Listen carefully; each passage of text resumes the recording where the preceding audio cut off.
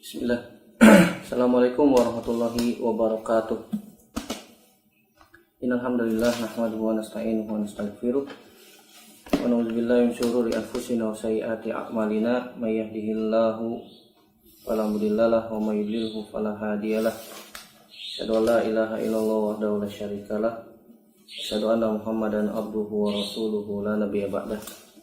Ya ayyuhallazina amanu taqullaha haqqa tuqatih wala tamutunna illa wa antum muslimun. Amma ba'du fa inna asdaqal hadits kitabullah wa khairul hadi hadi Muhammadin sallallahu alaihi wasallam, syarrul umuri muhdatsatuha wa kullu muhdatsatin bid'ah wa kullu bid'atin dhalalah wa kullu dhalalatin finnar. Ayuhal ikhwah hadanallahu wa iyyakum ajmain. Alhamdulillah, kita bersyukur pada Allah Subhanahu wa taala sampai saat ini kita masih diberikan kenikmatan berupa sehat, berupa iman Islam, berupa waktu luang, sehingga kita bisa dipertemukan oleh Allah Subhanahu wa taala untuk melanjutkan pelajaran kita dari kitab Ad-Durus Al-Yaumiyah. Kita masuk pelajaran yang ke-58. Min ahkami sujud, yaitu hukum-hukum seputar sujud. Ketahuilah ikhwafillah azanallahu alaikum ajmain, bahwasanya Nabi SAW jika sujud tidak mengangkat kedua tangannya ketika mengucapkan takbir. Dan Nabi SAW nanti kita akan bahas berkaitan tentang masalah sujud, di antaranya yang tadi tidak mengangkat tangan ketika mau sujud. Jadi ketika sujud tidak perlu mengangkat tangan seraya mengucapkan takbir, hanya Allahu Akbar saja. Yang kedua, ketika turun menuju sujud, apakah lutut dahulu atau tangan dahulu. Kemudian sujud dengan 7 anggota badan, dan beberapa hal yang berkaitan tentang zikir ketika sujud, serta keutamaan sujud dan larangan membaca Al-Quran ketika sujud. Kita memohon taufik dari Allah Subhanahu wa taala agar diberikan ilmu yang bermanfaat dan bisa mengamalkan ilmu yang telah kita ketahui. Ketahuilah saudaraku rahimani wa iyyakum ajmain, yang pertama pembahasan kita adalah adamu raf'il yadaini inda takbir li sujud. Tidak mengangkat tangan ketika takbir hendak sujud, berdasarkan hadis Abdullah bin Umar radhiyallahu taala anhuma. Dia berkata, ra'aitu nabiyya sallallahu alaihi wasallam iftatahat takbira fi sholati farafa'a yadayhi hina yukabbir hatta yaj'alahuma hadwa mankibai wa idza kabbara li ruku'i fa'ala mislahu wa idza qala sami Allahu liman hamidah fa'ala mislahu wa qala rabbana walakal hamdu wa la yaf'alu dzalika hina yasjudu wa la hina yarfa'u minas sujudi, muttafaqun alaihi. Kata Abdullah bin Umar radhiyallahu ta'ala anhuma, saya melihat Nabi SAW ketika mau sholat, beliau mau membuka dengan takbiratul ihram. Farafa'a yadayhi, kemudian Nabi SAW mengangkat kedua tangannya ketika takbir sampai menjadikan keduanya sejajar dengan bahu. Dan kita sudah bahas berulang, ketika mengangkat tangan sejajar dengan bahu, telapak tangan dihadapkan kemana? Ke arah kiblat, tidak seperti ini, dan seterusnya, tapi menghadapkan telapak tangan ke arah kiblat. Tidak terlalu renggang jarinya dan tidak terlalu rapat, biasa. Wa idza kabbara li ruku' fa'ala mithlahu, ketika Nabi SAW mau ruku, melakukan hal yang semisal, itu mengangkat tangan seraya mengucapkan apa? Takbir, Allahu Akbar, lalu ruku'. Wa idza qala sami Allahu liman hamidah fa'ala mithlahu, ketika Nabi bangun dari ruku juga melakukan yang serupa, itu sami Allahu liman hamidah sambil mengangkat tangan dan mengatakan Rabbana walakal hamdu wa la yaf'alu dzalika hina yasjudu. Nah, ini yang menjadi syahid, Nabi tidak mengangkat tangan ketika hendak sujud, wala hina yarfa'u minas sujud, dan juga ketika bangun dari sujud. Ini hadis sangat jelas dari Abdullah bin Umar bahwasanya Nabi tidak mengangkat tangan ketika apa? Ketika sujud. dan juga dijelaskan oleh Syekh Muhammad bin Shalih Al-Utsaimin dalam Syarhul Mumti di jilid yang ketiga halaman 106, cetakan Dar Ibnul Jauzi. Yang saya punya di sini cetakan Dar Ibnul Jauzi, cetakan Dar Ibnul Jauzi di dalam Syarhul Mumti, syarah Zadul Mustaqni, cetakan pertama. Di halaman 106 beliau mengatakan raf'ul yadaini inda sujud laisa bisunnah. Mengangkat tangan ketika hendak sujud bukan merupakan sunnah. Faqad sabata fi sahihain, telah sabit di dalam sahihain, Sahih Bukhari dan Sahih Muslim, dari hadis Abdullah bin Umar radhiyallahu anhuma wa huwa min asyaddin nasi hirsan ala sunnah. Dan Abdullah bin Umar termasuk orang yang paling semangat mengikuti sunnah Nabi SAW, wadbatun nasi laha, dan orang yang paling dhabit dalam masalah ini. Beliau menyebutkan Abdullah bin Umar radhiyallahu anhu menyebutkan anna Rasulullah SAW kana yarfa'u yadayhi idza kabbara lil ihram. Nabi SAW mengangkat tangannya ketika takbir untuk ihram, maksudnya takbiratul ihram. Wa idza kabbara liruku, dan Nabi SAW bertakbir mengangkat tangan ketika hendak ruku. Wa idza rafa'a minar ruku, dan ketika bangun dari ruku pun demikian. Qala wa kana la yaf'alu dzalika fi sujud. Abdullah bin Umar mengatakan Nabi tidak melakukan mengangkat tangan ketika hendak sujud. Yani ketika hendak sujud Nabi SAW tidak mengangkat tangan. Yakni la idza sajada wala idza qama minas sujud. Tidak mengangkat tangan ketika mau sujud dan tidak mengangkat tangan ketika bangun dari sujud. Dan ini kata Syekh Utsaimin, walaysa hadza min babin nafyil mujarrad. Hadza nafyun yadullu ala itsbati tarkil fi'li. Ini menafikan artinya meniadakan mengangkat tangan yang menunjukkan penetapan meninggalkan mengangkat tangan. Ini peniadaan yang menunjukkan hadza nafyun yadullu ala itsbati tarkil fi'li. Ini merupakan peniadaan yang menunjukkan penetapan meninggalkan fi'il, menetapkan meninggalkan apa? Mengangkat tangan. Tadi Abdullah bin Umar mengatakan bahwasanya Nabi SAW tidak mengangkat tangan, la yaf'alu dzalika hina yasjud. Ini menafikan, adalah di situ ya. La di situ meniadakan. Abdullah bin Umar meniadakan mengangkat tangan ketika hendak sujud, sebagaimana dia lihat dari Nabi SAW. Ini meniadakan, yang menunjukkan isbat, penetapan, tarkil fi'il, meninggalkan mengangkat tangan ketika mau sujud. Dan Syekh Utsaimin di sini juga menjelaskan wa qad taharras salat wa dabata takbirahu wa rafa'ahu inda dukhuli fi salat wa inda ruku'i wa inda raf'i minhu fa asbata at-takbira wa raf'a fi salasati mawadi. Kata Syekh Muhammad bin Shalih Al-Utsaimin rahimahullah taala, telah jelas dari orang ini, maksudnya Abdullah bin Umar, bahwasanya salat mengangkat tangan ketika mau masuk salat, yaitu takbiratul ihram, wa inda ruku ketika mau ruku, wa inda raf'i minhu ketika bangun dari ruku, fa asbata, dan Abdullah bin Umar menetapkan takbir dengan mengangkat tangan pada 3 tempat, yaitu ketika takbiratul ihram, ketika mau ruku, dan ketika bangun dari ruku. Wa nafar raf'a fis sujud wa indal qiyami minas sujud, dan menafikan mengangkat tangan ketika mau sujud dan ketika bangun dari sujud. Wa ala hadza falaysa minas sunnah an yarfa'a yadayhi idza sajada. Dan dari sini kita bisa mengetahui bukan termasuk sunnah mengangkat tangan ketika mau sujud.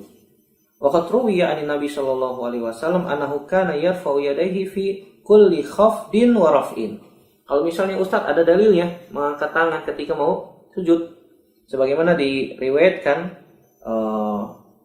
disebutkan juga oleh Al-Imam Ibnul Qayyim, dan diriwayatkan oleh Imam Ahmad dan Imam Tirmizi dalam Kitabus Shalat, dan Imam Tirmizi mengatakan hadisnya hasan sahih, dan dijelaskan oleh Al-Imam Ibnul Qayyim dalam Zadul Ma'ad, walakinnal Hafidz Ibnul Qayyim rahimahullah zakara anna hadza wahmun, bahwasanya hadis yang disebutkan oleh Imam Ahmad dan Imam Tirmizi bahwasanya hadisnya adalah waham.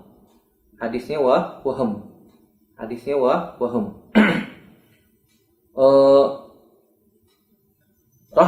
Zakara al-Imam Ibnu Qayyim rahimahullah taala zakara anna hadza wahmun wa anna shawab al-hadits kana yukabbiru fi kulli khafdin wa raf'in wa wajhul wahmi fi haditsu Ibnu Umar fa innahu sarihun bi adami raf'i inda sujud wa inda raf'i minas sujud wa laysa hadza min babi ta'arudin musbitin wa manfiyin hatta naqula bil qa'idah al-masyhurah innal musbita muqaddamun 'alan nafi. Al-Imam Ibnu Qayyim menjelaskan bahwasanya adapun hadis yang disebutkan oleh Imam Ahmad dan Imam Tirmizi dalam sunannya, karena Nabi SAW yukabbiru bertakbir pada setiap khafat ketika mau turun maupun naik, warafin. Ini merupakan hadis yang waham. Kenapa? Yang menjadi penyebab hadis ini waham adalah hadis Abdullah bin Umar yang tadi. Kenapa? Karena hadis Abdullah bin Umar yang tadi menjelaskan secara gamblang, secara jelas bahwasannya Nabi tidak mengangkat tangan ketika mau sujud dan ketika bangun dari sujud. Adapun hadis kana yukabbiru fi kulli khafdin wa raf'in, ini tidak menunjukkan Nabi mengangkat tangan ketika mau sujud ataupun ketika bangun dari sujud. Dan qaidah menyebutkan innal musbit muqaddam 'alan nafi, bahwasanya jika ada dua hadis yang seakan-akan menurut kita bertentangan, seakan-akan, padahal pemahaman kita yang belum sampai, kita belum baca penjelasan para ulama dan seterusnya, seakan-akan hadis itu bertentangan, padahal tidak. Padahal tidak. Kenapa? Hadis Abdullah bin Umar ini adalah musbit, menetapkan bahwasanya Nabi tidak mengangkat tangan ketika mau sujud dan ketika bangun dari sujud. Dan hadis Imam Ahmad dan hadis yang diriwayatkan Imam Tirmizi ini menafikan. Artinya menafikan di sini li'anna nafi huna fi quwwatil isbat fa inna rajul yahki an amalin wahid fassalahu. Dan orang yang menetapkan Nabi SAW tidak mengangkat tangan, ini merupakan lebih kuat dan lebih diutamakan, muqaddam, didahulukan. Karena Abdullah bin Umar secara tafsil terperinci menjelaskan bagaimana Nabi SAW salat, mengangkat tangan ketika takbiratul ihram, mengangkat tangan ketika hendak ruku, mengangkat tangan ketika bangun dari ruku, dan tidak mengangkat tangan ketika mau sujud dan ketika bangun dari sujud. Ini sangat jelas, ini sangat sharih, ini yang ditafsir oleh Abdullah bin Umar. Wa farqu bainan nafyil mutlaq wa bainan nafyil makrun bit tafsil, fa innan nafyil makrun bit tafsil dalilun ala anna sahibahu qad dhabata hatta wasala ila hadhil hal. Arafa ma sabata fihi ar-raf'u wa ma lam yathbut fihi ar-raf'u wa ala hadha fanaqul inna haditha Ibnu Umar as-sabit fi sahihain muqaddam ala dhalika al-hadits ad-dha'if wal wahmu fihi qaribun. Jadi Syekh Muhammad bin Shalih Al-Utsaimin menjelaskan bahwasanya ada perbedaan antara menafikan secara mutlak dengan menafikan disertai dengan penjelasan secara rinci. Ada nafyul mutlak, ada nafyul makrun bitafsil, penafian secara mutlak dan penafian yang disertai dengan perincian. Bahwasanya penafian yang disertai dengan perincian ini merupakan dalil bahwasanya orang tersebut sangat dhabit, sangat faham, sangat mengerti, merincikan, sampai beliau Abdullah bin Umar menjelaskan secara gamblang. Dan telah diketahui bahwasanya yang ditetapkan fihi raf'u wa ma lam yasbut fihi raf'u. Yang ditetapkan bahwasanya mengangkat tangan ketika sholat adalah hanya ketika takbiratul ihram, ketika mau ruku dan ketika bangun dari sujud. Wa lam yasbut fihi raf'u, dan tidak ditetapkan mengangkat tangan ketika mau sujud dan ketika bangun dari sujud. Jadi hanya ketiga keadaan ditambah satu ketika sholat itu 3 rakaat atau 4 rakaat juga mengangkat tangan. ketika bangun dari tahiyat pertama. Oleh karena itu kita katakan, kata Syekh Muhammad bin Shalih Al-Utsaimin, inna hadits Ibnu Umar as-sabit fi sahihain muqaddam. Sungguhnya hadis Abdullah bin Umar yang telah sabit di dalam Sahih Bukhari dan Sahih Muslim ini lebih didahulukan daripada hadis yang diriwayatkan Imam Ahmad dan Imam Tirmizi yang menafikan tersebut. Karena hadis tersebut sebagian ulama mengatakan dhaif. Hadis waham termasuk bagian dari hadis dhaif. Walaupun Al-Imam At-Tirmizi mengatakan hadisun hasanun sahih. Dan kita ketahui bahwasanya Al-Imam At-Tirmizi termasuk ulama yang tasahul dalam mensahihkan hadis. Beliau bermudah-mudah dalam mensahihkan hadis.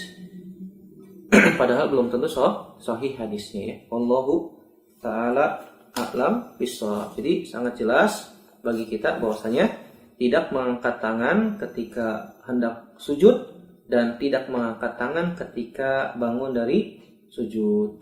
Kemudian pembahasan yang kedua yang kita bahas selanjutnya adalah sifatun nuzul bis sujud. Sifat tata cara turun ketika sujud.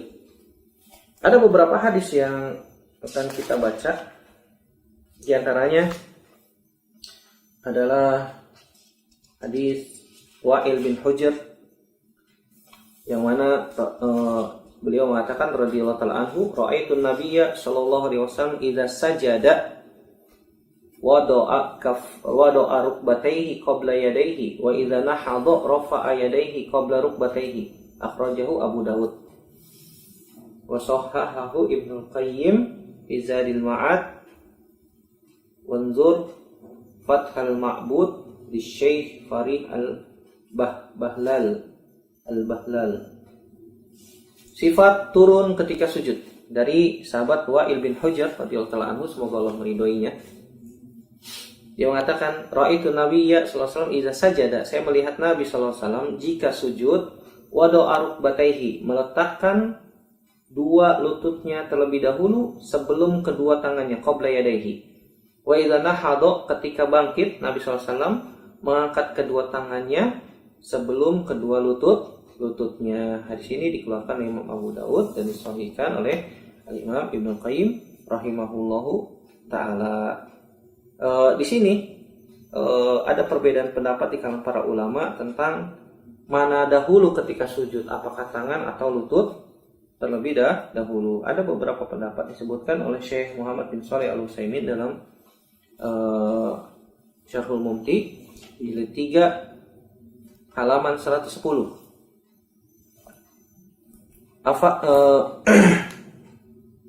Wa qaluhu summa rukbatayhi summa yadayhi, kemudian kedua lututnya dan kemudian kedua tangannya. Afadana al-muallif bin nassis sari anna rukbatain muqaddamatan alal yadain fi sujud.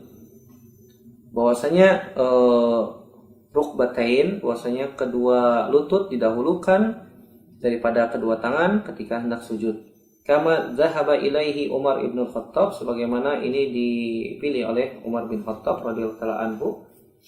Wa amatu ahli ilmi, dan umumnya ahli ilmu, wa minhum al-a'immah as-salasah, di antara mereka adalah imam yang tiga, Imam Ahmad, Imam Abu Hanifah, dan Imam Asy-Syafi'i. Wa hadza muqtadun nas al-marwi anin Nabi sallallahu alaihi wasallam min fi'lihi, dan ini merupakan nas yang diriwayatkan dari Nabi sallallahu alaihi wasallam dari perbuatan Nabi sallallahu alaihi wasallam. Walil sabata anhu aw kada yathbutu min qawlihi wa aidan huwa muqtadun nazar. Begitu juga ini yang ditetapkan dan hampir ditetapkan juga dengan perkataan, dan ini juga yang dilihat oleh sahabat. Adapun yang diriwayatkan secara fi'il Nabi, tadi sudah kita sebutkan hadisnya dari Wa'il bin Hujr.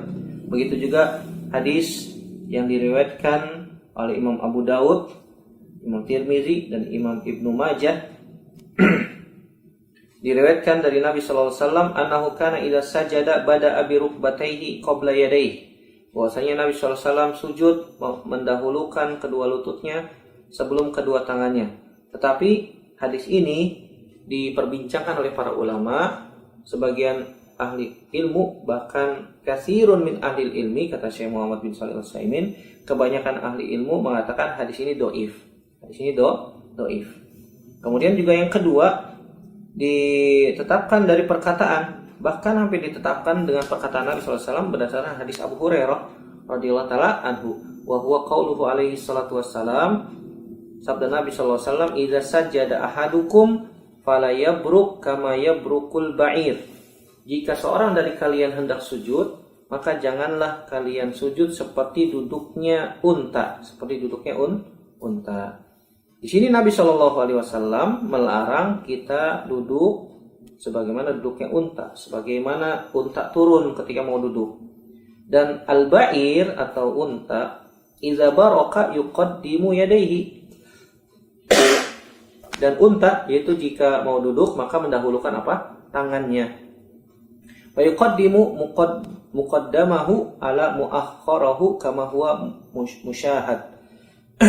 Ibil atau unta mendahulukan yang di depan daripada yang di belakang. Jadi yang depan dulu baru ditekuk.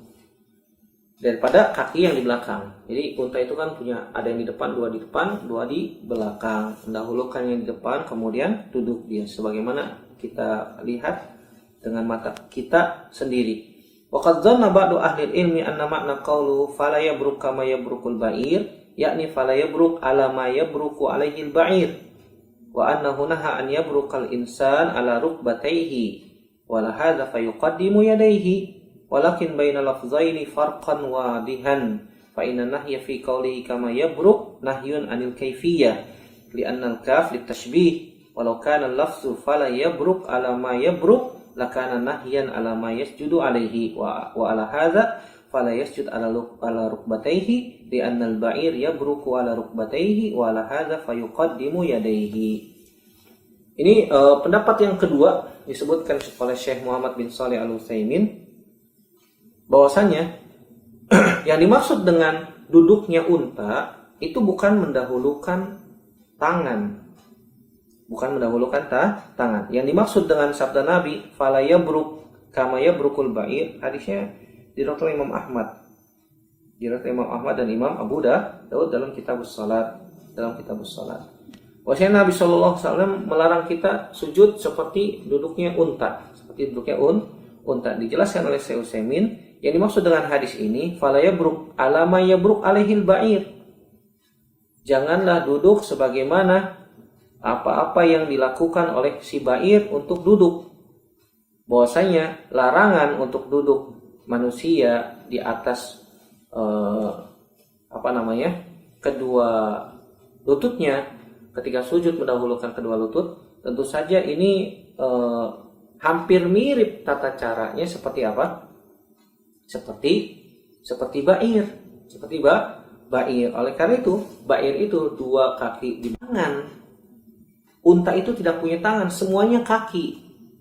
Jadi bagi yang mengatakan bahwasanya mendahulukan lutut dulu, mereka mengatakan bahwasanya kaki yang di depan yang dimiliki oleh unta itu tangan. Maka dibantah oleh pendapat yang kedua, unta nggak punya tangan.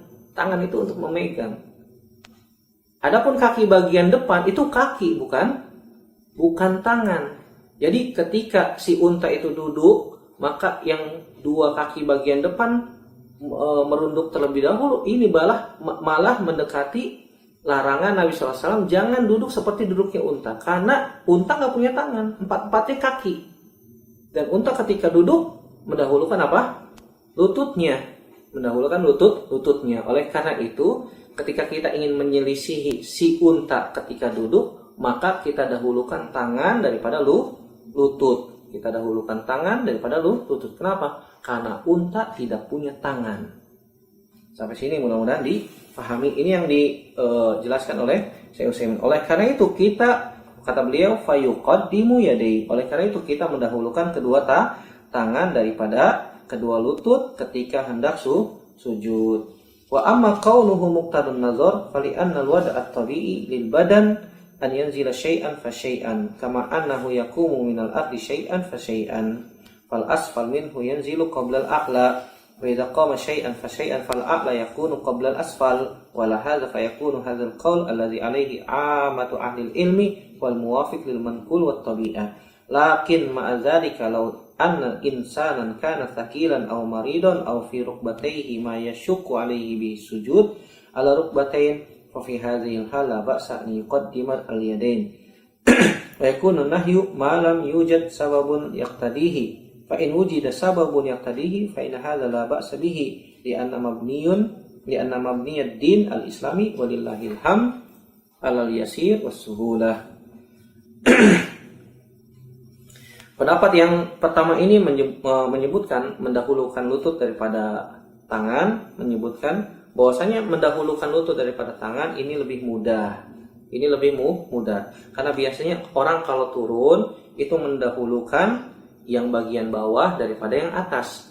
Nah, lutut ini bagian bawah, tangan ini bagian atas. Oleh karena itu ketika turun mau sujud mendahulukan lutut baru tangan, ini lebih mudah dan ini lebih mudah, dan agama Islam dibangun di atas kemudahan, kemudahan. Nah, Nabi SAW begitu juga ketika bangun ini mendahulukan yang atas daripada yang bawah. Kalau bangun mendahulukan yang atas, jadi mengangkat tangan dahulu baru lutut. Ini menurut pendapat yang pertama. Adapun pendapat yang kedua, mendahulukan tangan daripada lutut ketika mau sujud, para ulama menyebutkan bal yasjudu ala yadayhi awalan, yang bahkan bahwasanya mendahulukan tangan terlebih dahulu daripada kedua lutut, sebagaimana tadi sudah dijelaskan bahwasanya unta itu tidak punya tangan tapi semuanya adalah kaki. Inna rukbatai ba'ir bi fi yadayhi fala yabruk kama yabrukul ba'ir yuradu bihi fala yabruk ala ma yabruku alaihi al-ba'ir wa qala inna rukbatai al-ba'ir fi yadayhi wa hadha sahihun anna rukbatai al-ba'ir wa kullu zati arba'in fil yadain lakin al-hadis la yusaidu lafzuhu ala hadzal ma'na wa amma akhiru al-hadis al-mufarra ala awwalihi wa huwa qawluhu wal yadu yadayhi qabla rukbatayhi wa fihi inkilabun kama haqqaqahu Ibnu Qayyim li'annahu law lam yakun fihi inkilabun lakana munaqidan li awwalil hadis wa kalamun nabi la munaqidata fihi sallallahu alaihi wasallam. Jadi pendapat yang kedua menyebutkan bahwasanya hadis yang menyebutkan bahwasanya mendahulukan lutut daripada tangan, ini hadisnya ada inkilab, terbalik, munqalib, hadisnya terbalik, yang seharusnya wal yadu yadaihi qabla rukbataihi, hendaknya dia meletakkan kedua tangan terlebih dahulu daripada apa? Daripada lututnya. Al-Imam Ibnu Qayyim menyebutkan bahwasanya hadis yang menyebutkan mendahulukan lutut daripada tangan, ini hadisnya terbalik. Ini hadisnya terbalik. Ala kulli hal, maka kita mudahkan mana yang bagi kita untuk mudah sujud. Bagi yang mudah untuk sujud tangan terlebih dahulu, maka hendaknya sujud mendahulukan tangan daripada lutut. Bagi yang tidak mampu, seperti badannya besar, gemuk ataupun yang lain, dan dia sulit untuk sujud dengan mendahulukan tangan, maka dibolehkan sujud turun mendahulukan kedua lutut daripada tangan. Dan Islam itu agama yang mudah, tidak memberatkan kaumnya, tidak memberatkan hambanya. Allahu ta'ala a'lam bishawab. Kemudian pembahasan yang ketiga yaitu sujud di atas 7 anggota badan. Sebagaimana hadis Abdullah bin Abbas radhiyallahu taala anhuma, dia berkata, Nabi SAW bersabda,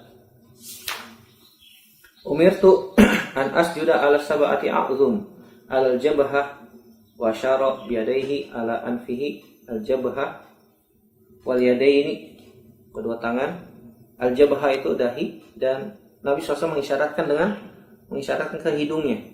Jabhah, saya begini, jabhah dan hidung, berarti ini satu, dianggap satu.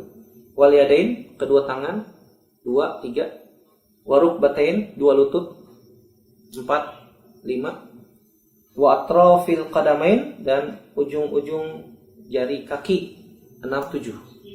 1, 2, 3 lutut, 4, 5 ujung-ujung kaki, 6, 7.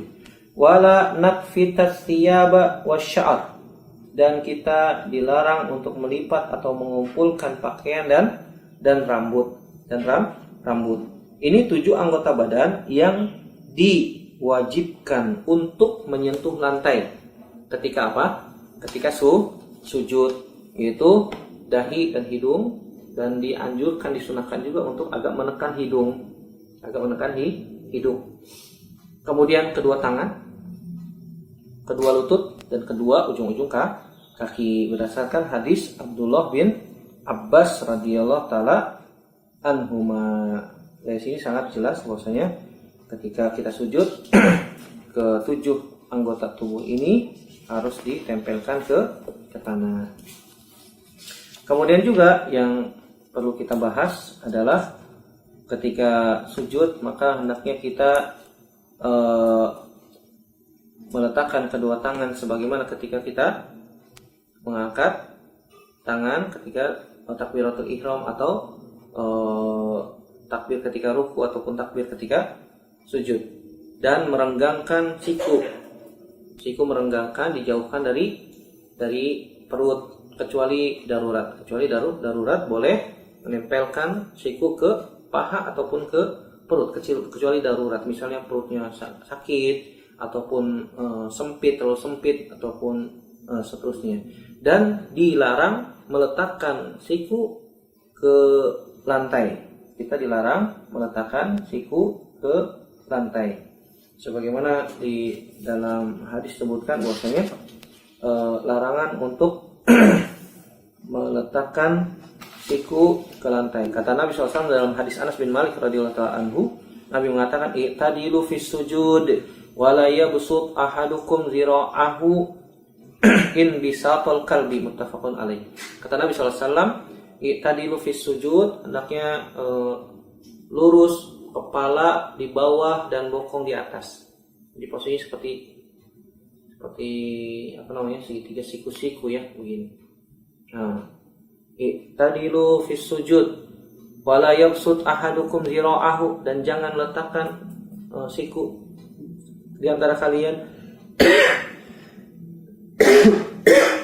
seperti inbisatul qalbi, seperti anjing sedang tidur. Anjing kalau tidur meletakkan sikunya di lantai. Oleh karena itu kita dilarang ketika sujud meletakkan siku kita di lantai karena menyerupai anjing, dan seterusnya. Kemudian yang terakhir adalah zikir ketika sujud. Nabi SAW mengucapkan doa Subhana Rabbiyal A'la, Subhana Rabbiyal A'la, berdasarkan hadis Huzaifah ibnu Yaman yang diriwayatkan Imam Abu Dawud, atau doa Subhanaka Allahumma Rabbana wa bihamdika Allahumma gfirli, ini diriwayatkan Imam Bukhari dan Imam Muslim dari Aisyah radhiyallahu taala anha. Atau boleh juga membaca Subuhun Qudusun Rabbul Malaikati Warruh, Subuhun Qudusun Rabbul Malaikati Warruh, ini diriwayatkan Imam Muslim dari Aisyah radhiyallahu taala anha. Dan kita dianjurkan untuk memperbanyak doa ketika sujud. Kata Nabi SAW, aqrabu ma yakunu abdu min rabbihi wa huwa sajid fa'akhir doa. Tempat yang paling dekat antara seorang hamba dengan Rabbnya adalah ketika sujud, maka perbanyaklah doa ketika sujud. Akhrajahu Muslim. Dan kita juga dilarang untuk membaca Al-Quran ketika sujud, berdasarkan hadis Abdullah bin Abbas radhiyallahu taala anhuma. Kata Nabi SAW, ala wa inni nuhitu an aqra al-Quran raki'an aw sajidan. Ketahuilah sungguhnya aku dilarang membaca Al-Quran ketika ruku ataupun ketika sujud. Fa amar ruku fa'azimu fihi rabb. Ketika ruku maka agungkanlah Allah Subhanahu wa taala. Wa amma sujud fajtahidu fid du'a. Ketika sujud maka bersungguh-sungguhlah dalam berdoa. Faqaminun an yustajaba lakum, dan itu berpotensi sangat besar dikabulkan doa kalian. Akhrajahu Muslim. Begitu juga keutamaan sujud. Nabi SAW katakan, hendaknya kalian perbanyak sujud.